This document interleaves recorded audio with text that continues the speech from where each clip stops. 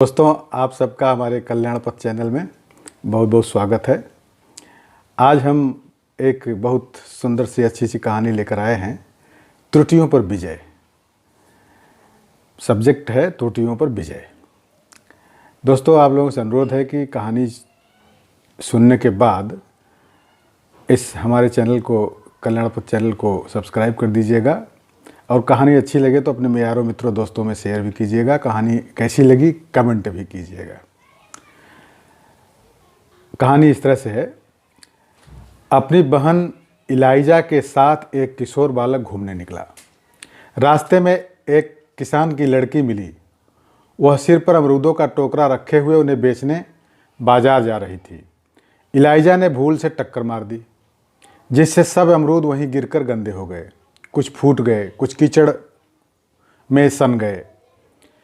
गरीब लड़की रो पड़ी। अब मैं अपने माता पिता को क्या खिलाऊंगी? जाकर उन्हें कई दिन तक भूखा रहना पड़ेगा। इस तरह अपनी दीनता व्यक्त करती हुई अमरूद वाली लड़की खड़ी रो रही थी। इलाइजा ने कहा, भैया चलो भाग चलें, कोई आएगा तो हमें मार पड़ेगी और दंड भी देना पड़ेगा। अभी तो यहाँ कोई देखता भी नहीं है। तो लड़के ने कहा, बहन देख, ऐसा मत कर। जब लोग ऐसा मान लेते हैं कि यहाँ कोई नहीं देख रहा, तभी तो पाप होते हैं। जहाँ मनुष्य स्वयं उपस्थित है वहाँ एकांत कैसा? उसके अंदर बैठी हुई आत्मा ही गिर गई तो फिर ईश्वर भले ही दंड न दें, वह आप ही मर जाता है। गिरी हुई आत्माएं ही संसार में कष्ट भोगती हैं। इसे तू नहीं जानती, मैं जानता हूँ। इतना कहकर उस बालक ने अपनी जेब में रखे सभी 3 आने पैसे उस ग्रामीण कन्या को दिए और उससे कहा, बहन तू मेरे साथ चल।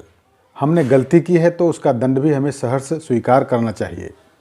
तुम्हारे फलों का मूल्य घर चलकर चुका दूंगा। तीनों घर पहुँचे। बालक ने सारी बात माँ को सुनाई।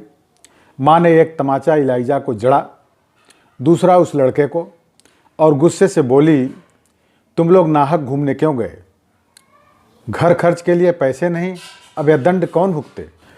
बच्चे ने कहा, माँ देख, मेरे जेब खर्च के पैसे तू इस लड़की को दे दे। मेरा दोपहर का विद्यालय का नाश्ता बंद रहेगा, मुझे उसमें रत्ती भर भी आपत्ति नहीं है।